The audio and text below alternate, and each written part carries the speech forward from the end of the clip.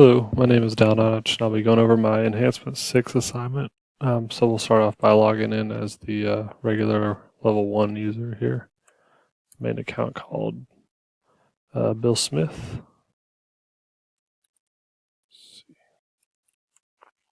Okay, so I logged him in. You can see his names here, first name, last name, and email. Let's switch to the logout here. And if you go to home, you can see it says welcome Bill. Has the logout button there. If we hit logout, that'll go away. It'll end the session, and then we can go to my account again, and I'll log in as the admin user now.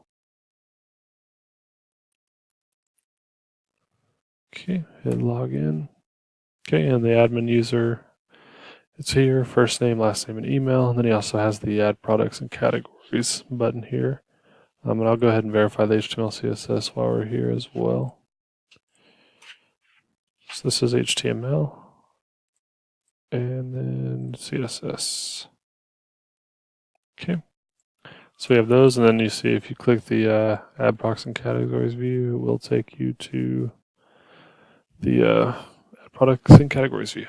Then we have that category here, and the add product here. We can go back home. We can log out. Okay, so I think that concludes it, and thank you for watching.